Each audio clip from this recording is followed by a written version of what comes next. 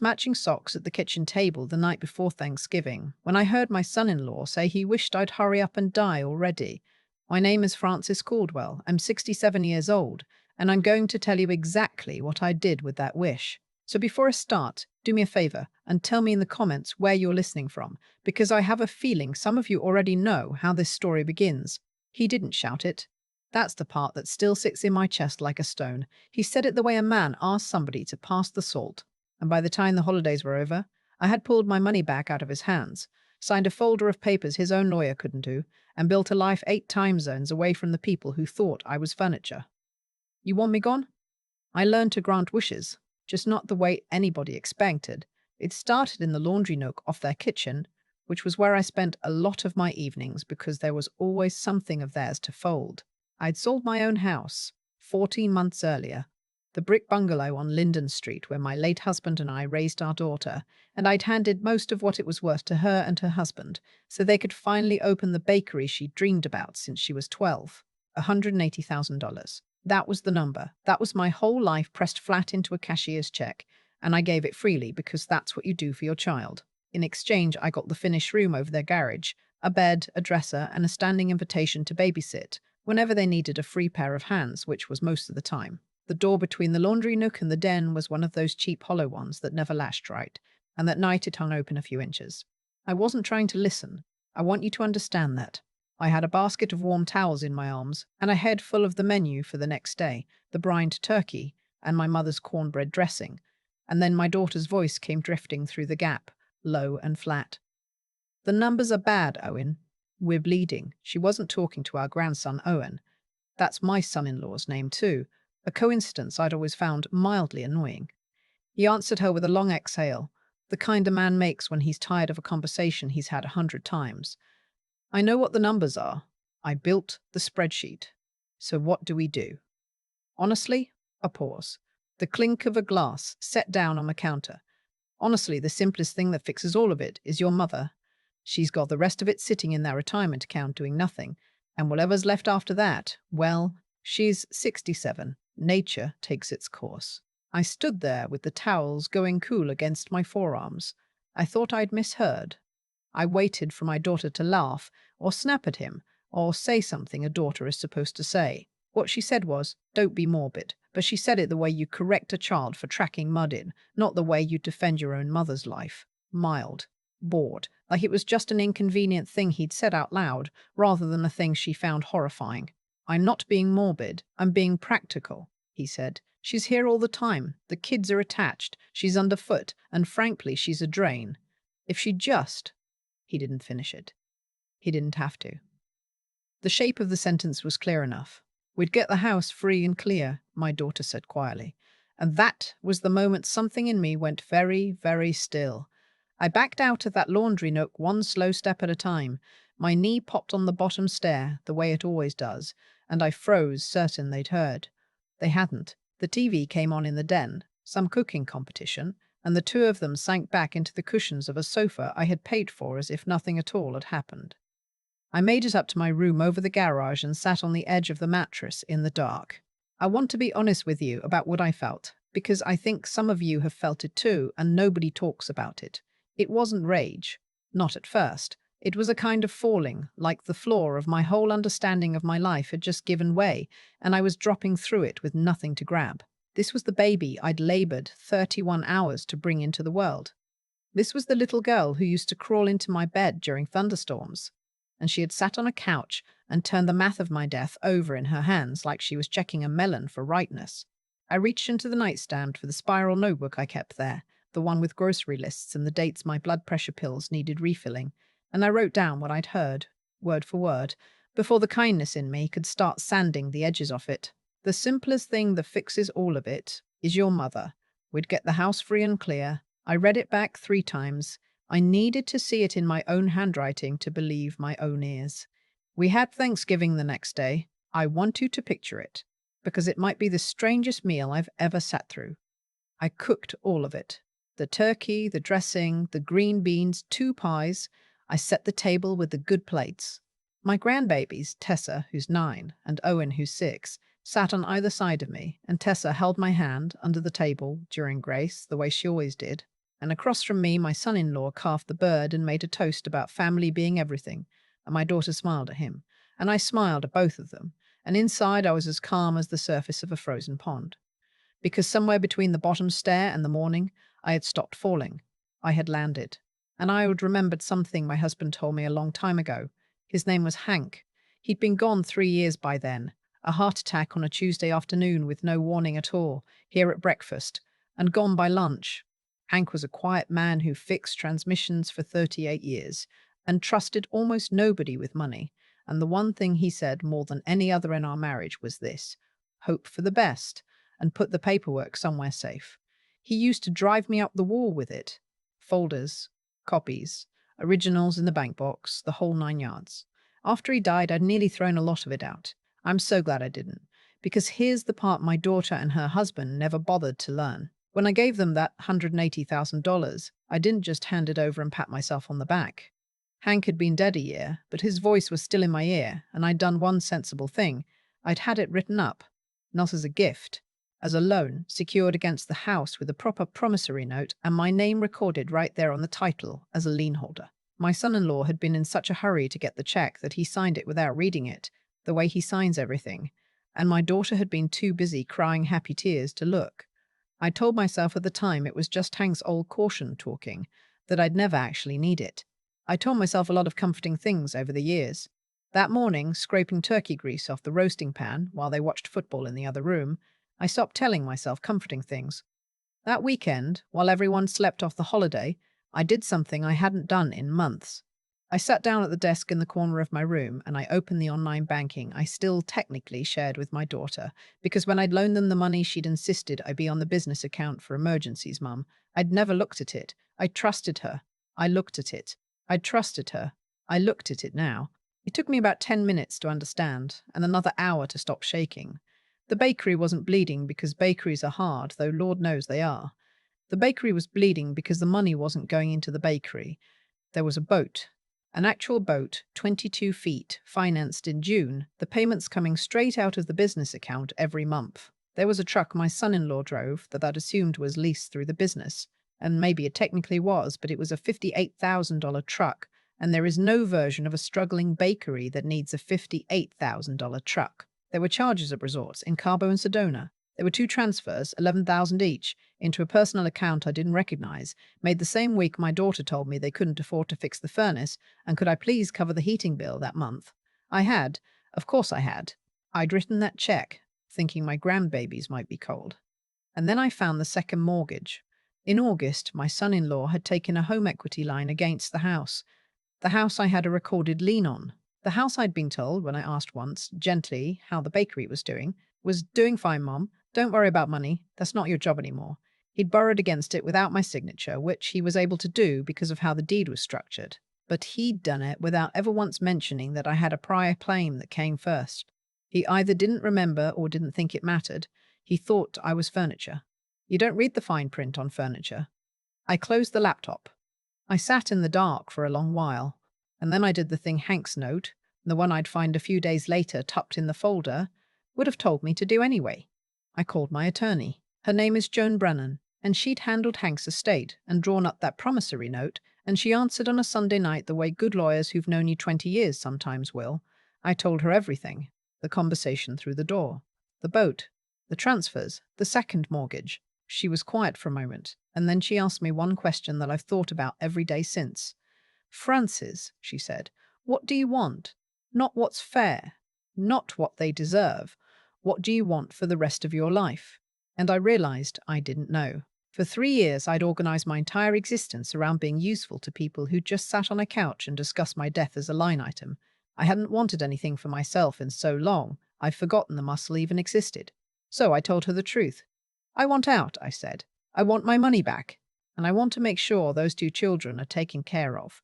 Because whatever happens to their parents, none of this is the kid's fault. And I will not punish a 9-year-old and a 6-year-old for what the grown-ups did." I heard her start writing. "Then here's what we do," Joan said. "First thing Monday, I send a formal demand. That promissory note has a clause that lets you call the whole balance due if they default or take additional debt against the property without your consent. They did both. The second mortgage triggered it months ago. They owe you the full 180,000 plus interest, and your lien sits ahead of the banks. They cannot sell, refinance, or breathe on that house without satisfying you first. And the children? That's the part I want you to hear clearly, she said. You can't give money to your daughter and trust it reaches the kids. You've seen where it goes, but you can set up an irrevocable education trust with the grandchildren as beneficiaries and a neutral trustee, not you, not your daughter, a professional fiduciary. So nobody can raid it. You fund it from what they repay you. The parents never touch it. It pays for school. That's it. Tess and Owen are protected no matter what their father does. I'd like to tell you I slept that night. I didn't. But it was a different kind of not sleeping than before. Before, I'd lain awake, feeling like something was being done to me.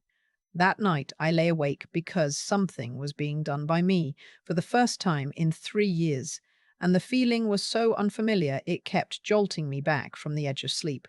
My heart wasn't pounding with fear. It was just beating steady and a little fast, like an engine that had been left idle too long and was finally being asked to move. The demand letter went out Monday by certified mail and email both. Joan timed it for a Wednesday delivery. I went about my week as if nothing were happening, which took more acting than I knew I had in me. I made the kids their breakfast. I packed Owen's lunch with the crusts cut off the way he likes.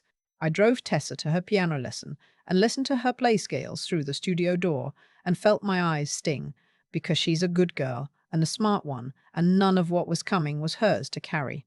Wednesday afternoon, my son-in-law's truck came up the driveway too fast. I was in the kitchen. He came through the door with his phone in his hand, and his face the color of putty, and he was already talking before the store door had banged shut behind him. "What is this?" he said. He held the phone up like he expected me to read it from across the room. "What did you do?" I dried my hands on the dish towel. I'd thought about this moment for days. All the things I could say, the receipts I could throw, the conversation through the door I could finally fling in his face. And in the end, I didn't do any of that. I'd learned something about him by then. He fed on a fight. As long as I was loud, as long as I was emotional, he could make me the crazy old woman, the burden who'd finally cracked. So I gave him nothing to push against. "I think you should call your attorney," I said, "and read the note you signed." "We don't have an attorney, Francis. We have a bakery that's underwater. And now you're suing us? Your own daughter?" His voice cracked up into a register I'd never heard from him. "After everything we've done for you. You live here for free. I pay your utilities," I said, still drying hands that were already dry. "I buy your groceries. I raise your children 4 days a week. And I gave you $180,000 that bought a boat I have never once been invited on." That landed. I watched it land. His mouth opened and shut. "I'm not suing anyone," I went on. "I'm collecting a loan that came due the day you mortgaged the house out from under it. Joan will explain the timeline. I'd suggest you not raise your voice in front of the children when they get home. My daughter came home an hour later, and that conversation was worse, and I'm not going to pretend otherwise. She cried. She called me cruel, called me a hypocrite, asked me how I could do this at the holidays to my own grandchildren, and that one nearly broke me. I'll admit it, because I'd lain awake worrying about exactly that. But I had the answer ready, the answer Joan had given me, and I held on to it like a railing. "I'm not touching the children," I told her. "Every dollar that comes back to me from your husband's mismanagement is going into a trust with Tessa and Owen's names on it. For college. For their future. Held by someone who can't be talked out of it by either one of you. They will be more protected after this than they ever were before.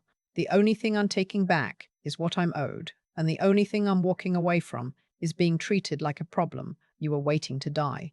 She went white when I said that last part. She knew exactly what I meant. She knew I'd heard them. I saw it cross her face, the understanding, and then something that might have been shame, and then, just as fast, the anger that people reach for when shame is too heavy to hold. She told me to leave. She told me to get out of her house. It wasn't her house. The lien made sure of that. But I was ready to go anyway. I'd made one more phone call that week, you see, to a woman named Carol. Carol and I had been roommates our freshman year of college. Two girls from Ohio sharing a dorm room and a single hot plate. And we'd stayed in touch the way old friends do, a card at Christmas, a phone call when somebody's husband died. Hers had passed 2 years before mine. And after he was gone, Carol had done something I'd always thought of as wildly brave and a little insane. which was that she'd moved to Lisbon in Portugal, where her grandmother had been born, and rented a little apartment with a balcony and learned to make her coffee at a cafe where the waiter knew her name. She'd been telling me for 2 years to come visit. I'd always said, someday. I called her that week and said, what if someday was now? And what if I didn't come to visit? What if I came to stay a while and figured out the rest? And she didn't even hesitate. She said, Francis, your room's been ready since the day you stopped answering me about it. So that's what I did. I want you to understand it wasn't a flounce. I didn't storm out. I took 2 more weeks because the trust paperwork had to be signed and the trustee appointed, and I would not leave until Tessa and Owen were legally safe. Joan and I sat at her conference table and built it, brick by brick, an irrevocable trust, a professional fiduciary as trustee, disbursements for education only, tuition paid directly to schools, the whole thing locked up so tight that neither my daughter, her husband, nor anyone they hired could pry a nickel of it loose for a boat. I funded the first portion the day my son-in-law, on the advice of the lawyer he finally did hire, agreed to refinance and pay back what he owed me rather than lose the house entirely in a forced sale. They kept the house. The bank kept its mortgage. I got my 180,000, every cent, and I turned around and walked most of it straight into the future of 2 children who'll never know how close they came to having nothing. The last morning, I left an envelope on my son-in-law's desk in the den. Not a screed, not a curse. Inside was a single page, a copy of the trust agreement, with the beneficiaries' names highlighted in yellow, Tessa, Owen, and a note in my own hand. This is what their college is paid from. You cannot touch it. Be the kind of father who's glad it exists. I left no number to call. There was nothing left to discuss. I'll tell you about the children because they are the part of this that still aches. The day before I flew out, I sat the 2 of them down on the back steps, where the grown-ups couldn't hear, and I told them as much of the truth as a 6-year-old and a 9-year-old can hold. That I had to go away for a while, that it had nothing to do with them, that I loved them more than anything in this world or the next. Owen mostly wanted to know if Portugal had dinosaurs. Tessa understood more. She always does. She asked me in that small, careful voice children use when they already know the answer. Are you leaving because Mum and Dad are mad at you? And I said, sweetheart, sometimes grown-ups have grown-up problems. And the bravest thing a grandma can do is make sure those problems never land on the kids. That's all I'm doing.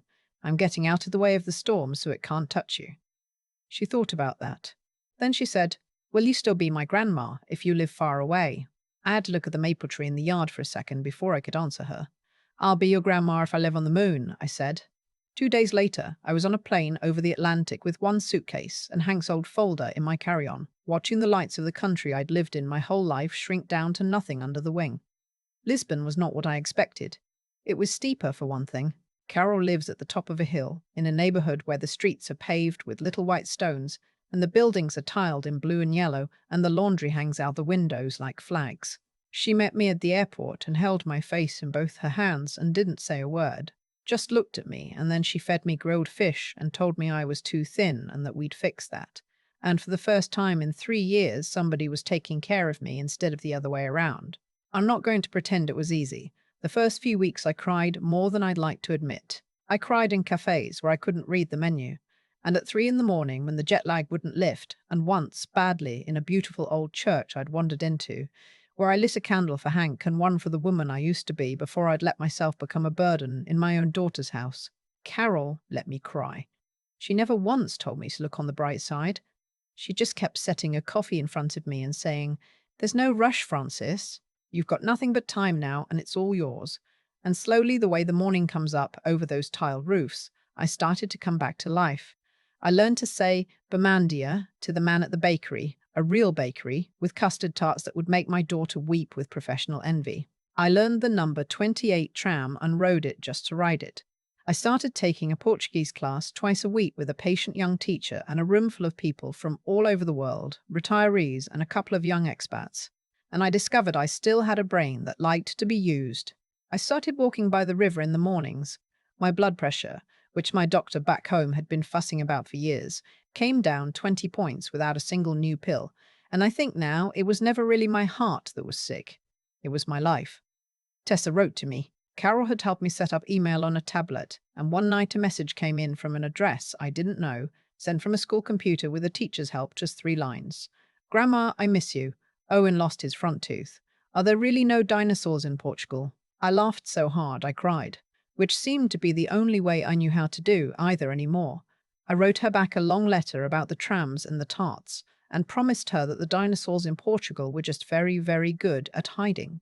We've written every week since. Her mother knows.